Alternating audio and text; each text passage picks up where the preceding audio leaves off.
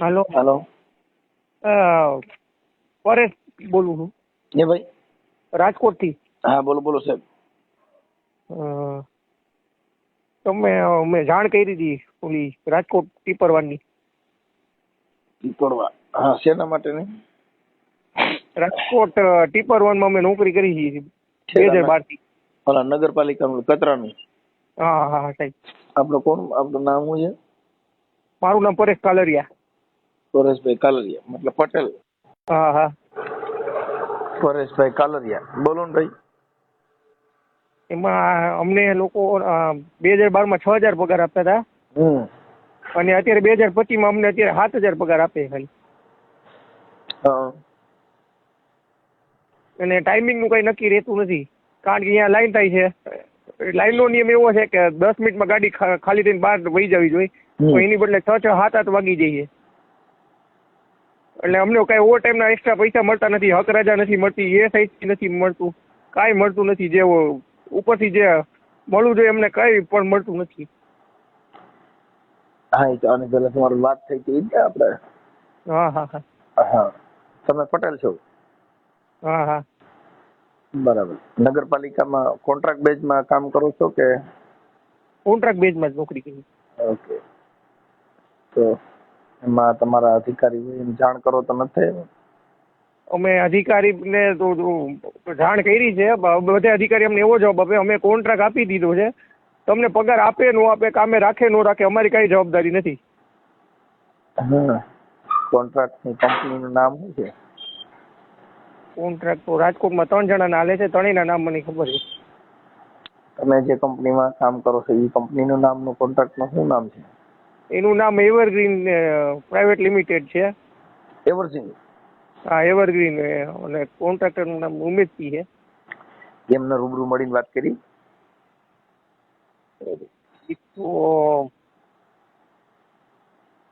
એ તો ગુજરાતીને બધાને કાઢી મૂકે છે કે ગુજરાતી મારે જોતા જ નથી. MP વાળાને ભરતી કરે. MP વાળાને? હા, MP વાળાને ઝૂંપડા બનાવીને રહેવા દે. અહીંયા જમવાનું મંગાવે બોલબાલામાંથી, જમાડે ફ્રીમાં. હા બરાબર. અને તમારી ઉપર અત્યાચાર કરે? હા. તમે કરી હતી કે ઉચ્ચ કક્ષાએ કે તમારા કોઈ હમણાં નગરપાલિકાના સાહેબોમાં એમાં ક્યાંય લેખિત કે રજૂઆત કરેલી? બધી કરેલી સાહેબ. અમે પોલીસ કમિશનરમાં કરી, કારણ કે આ લોકો અમારા ATM પાસબુક બધું રાખી લીધું, ચેકબુક અને કોના ચેક સાઇન કરી લઈ લીધા છે. અને પોલીસ ચોકીમાંથી કાંઈ જવાબ આવતો નથી સાહેબ, કારણ કે અમારા ખાતામાં એ લોકો પગાર નાખે છે ATM થી ઉપાડીને, પછી અમને 6 7 હજાર રોકડા નાખીને સાઇન કરાવી લે છે રજીસ્ટરમાં.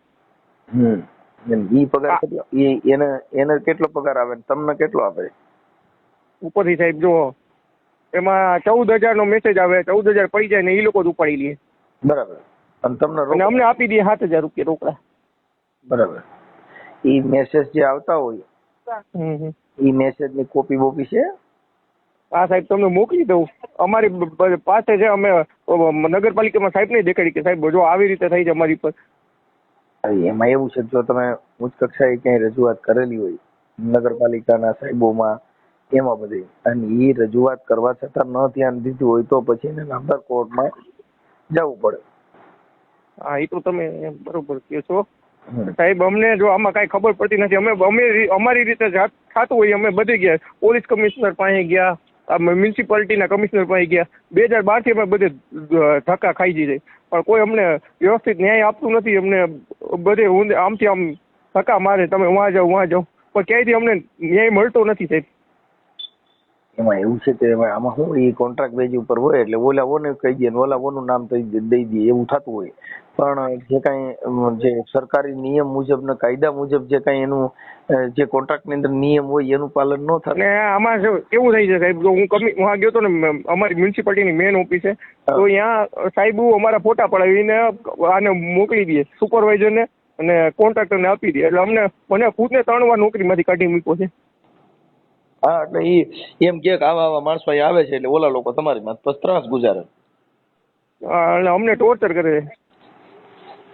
અહીં બહારના માણસોને તો શું છે કે આવા જે ઓલા યુપી ના બિહાર ના માણસો રાખી એટલે ઈ એને શું છે કે રાત દી ત્યાં પડ્યા રહીએ ને એવું બધું કરતા એટલે આપણા માણસોને ધક્કો મારતા એવું થતું હોય. પણ સાહેબ 3 પાલી કામ કરાવે એક જ પગારમાં, તો એ લોકો અહીંયા પડ્યા રહીએ ઝૂંપડામાં. હા એક જ પગારમાં 3 પાલી કામ કરે એ લોકો, પણ એ લોકો નથી અમારી ભેગા જોડાતા નથી, અમારી ભેગા અવાય તે નથી. અમે એ લોકોને સમજાવ્યું કે તમે નોકરી કરો અમને વાંધો નથી, પણ તમે પૂરો પગાર લ્યો. પણ એ લોકો નથી અમારી જોડે આવવા તૈયાર નથી. બરાબર. પણ એમાં શું છે કે એ લોકોને તો શું છે કે હજી કઈ છે જેને ઘરે ઓલું છે એટલે ઈવડે લોકોને કઈ એનાથી મતલબ નથી, એને તેનાથી મતલબ છે કે આપણી રોજી રોટી નીકળી. હા, એટલે એને તમારે અવાજ ઉઠાવવો આ કરવું એનો પ્રશ્ન નથી આ થતો, કેમ કે એ લોકો તો ત્યાંથી અહીંયા ખાલી કામ કરવા માટે આવ્યા, એ કપાવીને આવ્યા જાય, કઈ પણ ખેતીમાં ગમે ત્યાં ચડી જાય છે, એટલે એને ખાલી રોજી રોટીથી જ મતલબ છે, એ મતલબ નથી. એટલે આવડા લોકો એનું શોષણ કરતા હોય મજૂરનું, પણ ગરીબનું શોષણ. સાહેબ જો તમે વિચારો, એ લોકો તો જો ઝૂંપડામાં મફત રહી લે અને ખાવાનું બોલબાલામાંથી કે બીજી જે સંસ્થામાંથી આવી જાય, સુપરવાઇઝર ફોન કરી દે, 2 ટાઈમનું જમવાનું ફ્રી મળી જાય, ઝૂંપડું રહેવા ફ્રી મળી જાય. સાહેબ અમે રહ્યા ગરીબ માણસ, અમે ભાડે મકાનમાં રહી, સાહેબ અમે ભાડું ભરી અમારો ઘરનો ઈલાજ કરાવી કે સાહેબ અમે ખાવા પીવાનું કરી કે શું કરીએ આમાં? વાત સાચી છે, પણ હવે એમાં એવું છે કે તમારે એને થોડુંક અવાજ ઉઠાવવા માટે થઈને તમને ત્રાસ આપશે ને એવું બધું કરે આવડા લોકો, કેમ કે તમને નોકરીમાંથી કાઢી મૂકે ને એવા બધા, કેમ કે એ લોકોને શું છે જેટલા ભ્રષ્ટાચારી છે ખુલ્લા પડે એટલે તમને એન કેન પ્રકારે હેરાન કરવાનું આવું બધું થાય. હવે તો એવો કંટાળો આવે સાહેબ, હવે એમ થાય કે દવા પીને મરી જાય, કારણ કે ગરીબનું આમાં કોઈ સાંભળતું જ નથી. ક્યાંય પણ જાય ક્યાંય અમને હરખો જવાબ આપતા નથી, ક્યાંય ન્યાય આપતા નથી, પૂરો પગાર આપતા નથી. તો આનો પછી ન આવે એમ હોય તો પછી અંતે અમારે આપઘાત કરી લેવો જોઈએ, કારણ કે અમે મકાનનું ભાડું ભરી ઘરનું પૂરું કરી કે સાહેબ અમને ક્યાં નોકરી આપે, અમે એટલું ભણેલા નથી કે અમને કંઈ બીજું કાંઈ કામ ધંધો મળી જાય, અને આટલા વર્ષથી અમે આ કામ કરી છીએ તો અમને બીજું કામ કંઈ મળે એમ નથી સાહેબ. કાંઈ વાંધો નહીં, એમાં મરવાની એવી વાત કઈ કરવાની જરૂર નથી, કેમ કે બધી થઈ જાય. આ તો તમારો ફોન હવે લાગ્યો, વાત થઈ ગઈ તો થઈ ગયા, અને કાંઈ બનશે એટલી મારાથી જેટલું થાય એટલી તમને કોશિશ કરાવીશ, કેમ કે કાયદો બધા માટે સર્વોપરી છે અને એમાં હારવાની જરૂર ન હોય. આ બધી છે ને એ આજે દિવસો કોઈને આવા નવા રહેતા નથી, અને ગરીબ માણસોનું શોષણ કરે એ લોકોને કઈ એમાં શાંતિ ન હોય. કઈ ગરીબનું હાઈ લીધે કોઈ મહાન બનતા નથી. તુલસીદાસ મહાત્માએ કીધું તો તુલસી ગરીબ કી આય મુआ ઢોર કા ચામ લોહા ભી ભસ્મ હો જાય. ગરીબ ને છતાંય કાંઈ વર ને મત છતાં ગરીબ રો દેગા. હા, મારે ઉપર કેવો ત્રાસ ગુજાર્યો. મારા મમ્મીને આઈસીયુ માં દાખલ કર્યા હતા, મારા મમ્મી ઓક્સિજન ઉપર હતા, મારો 3 મહિનાનો પગાર બાકી હતો. મેં ખાલી રિક્વેસ્ટ કરીને એમ કીધું કે મને પગાર આપો, મારે અત્યારે મમ્મી મારા મરવાની હણી ઉપર છે, તો મને નોકરીમાંથી કાઢી મૂક્યો અડધૂત કરીને સાહેબ. આવું મારે કોને કહેવા જવું સાહેબ? એટલે તો મારે ભાડાનું મકાન, હું 4000 મકાનનું ભાડું ભરું, મારા મમ્મીનો ઈલાજ કરાવું કે નોકરી ગોતું સાહેબ. મને હું 3-4 મહિના એમને રાખ્યો, મેં પીએફ ના પૈસા વાપરવા પડ્યા સાહેબ મારે. કાંઈ વાંધો નહીં, બને એટલું આપણે તમને એડજસ્ટ કરાવી દઈએ. અને પીએફ નો મળ્યો તો સાહેબ મારે તો ક્યાંથી 10% પૈસા લઈને મારે તો દવા પીવાનો વારો આવે ને સાહેબ. પૈસા ન હોય અમને કોણ પૈસા આપે? ગરીબ માણસોનું કોણ છે દુનિયામાં? તમે કયો છે, કોઈ સાહેબ અમારું સાંભળતું નથી, કોઈ અમારું નથી સાહેબ. આમાં બધું એવું થાય, આપણે એવું લાગે તો તમારે આપણે જયેશભાઈ રાદડિયા કે કોઈને ફોન કરીને કોઈ આપણે હોય ને એમના લોકોનો કોઈનો સંપર્ક થાય, કોઈની યારે ઓળખાણ કે એવું કંઈક હોય ને, તો એમાં શું છે તમે સરકારમાં પેલી રજૂઆત કરો, આપણા કોઈ અધિકારી હોય એની પાસે રજૂઆત કરો, એટલે એનું થઈ જાય. કેમ કે આમાં કેવું હોય ખબર છે કે અત્યારે તમે બધા આ ગાડીઓનું એનું હાંકશો તો થોડુંક ઓલું થાય બસ, એટલે એમાં તમને થોડીક તકલીફ થાય એવું થાય. કારણ કે આવડા લોકો છે ને ભાઈ, નાના માણસો હોય એનું અત્યારે કોઈ સાંભળતું નથી, એટલે એવું થાય. તમારું નામ શું કીધું? પરેશ કાલરિયા. પરેશભાઈ કાલરિયા પટેલ. હા પટેલ. અને રાજકોટ મહાનગરપાલિકા. હા, રાજકોટ મહાનગરપાલિકા.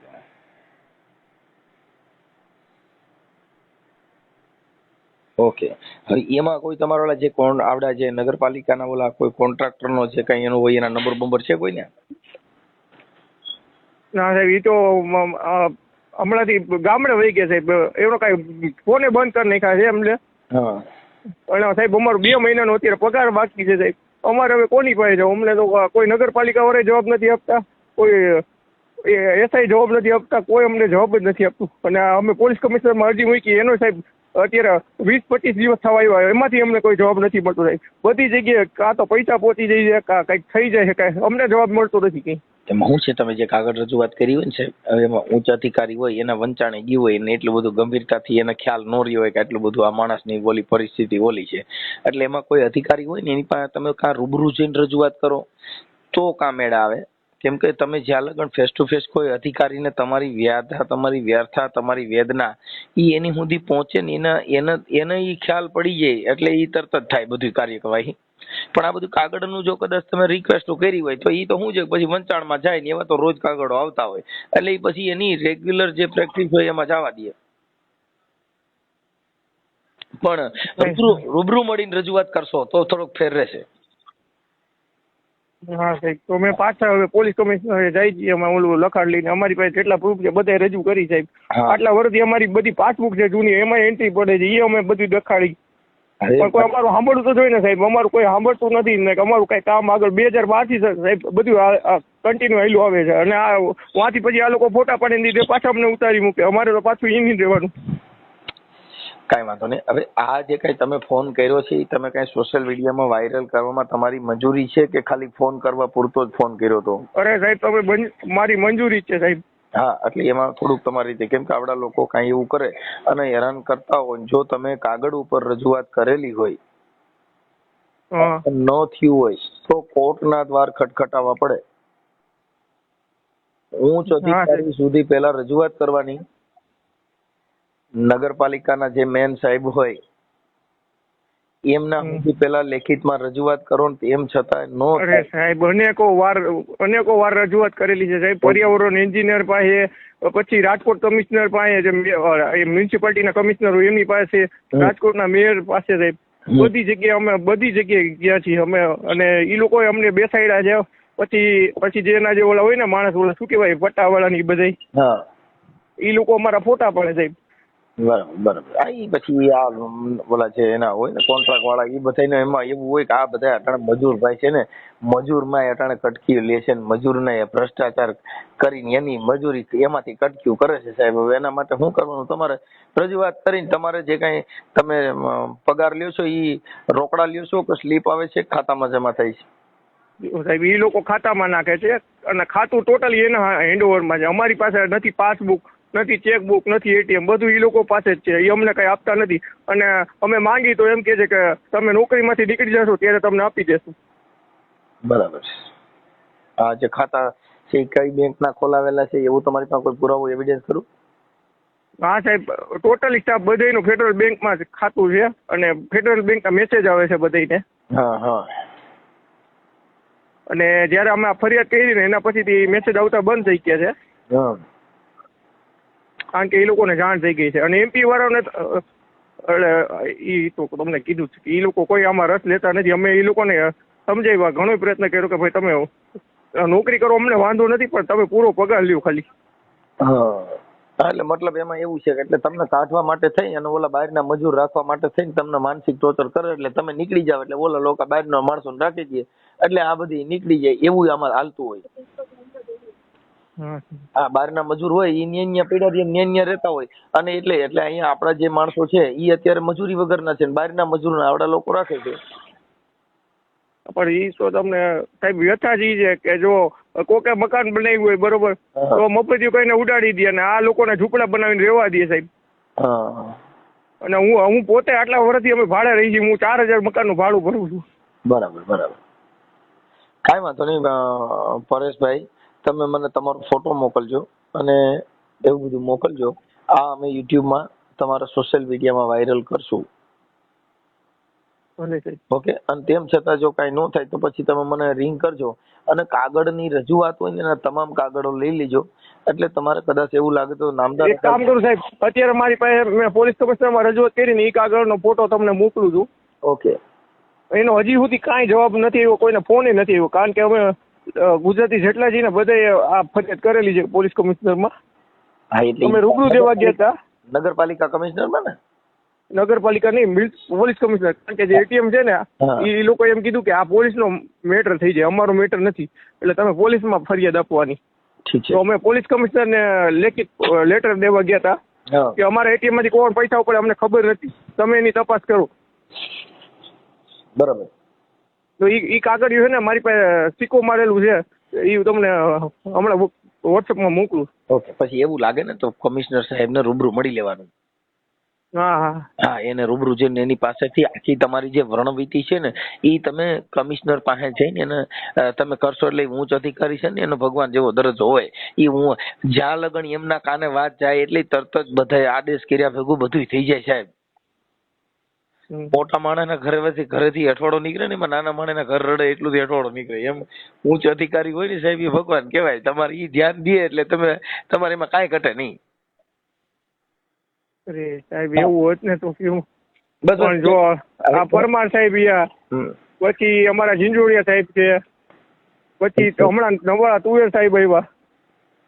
કેમ કે હું કોઈને ઓળખતો ન હોઉં વ્યક્તિગત, કેમ કે આ વિષય અમારો નથી. અમારી પાસેથી ખાલી તમે આજે કઈ ફોન કરો તો અમારે તમને સલાહ સૂચન આપી અને કાયદાકીય તમને મદદ કરીએ અને તમને એવું થાય તો અમે તમને કાગળ ઉપર તમને જેટલું થાય એટલું અમારાથી તમને મદદ કરી દઈએ. કેમ કે તમે અત્યારે સોશિયલ મીડિયા હિસાબ ફોન કર્યો હોય.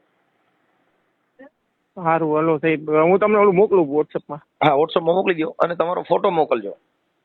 હા સાહેબ મોકલું. ભલે ભલે. આ ઓડિયો વાયરલ કરવામાં તમારી મંજૂરી છે ને? હા મંજૂરી છે. ઓકે ઓકે સાહેબ. ઉભા રહ્યો રોડે મારી કે મને વિડીયો બનાવી તમે.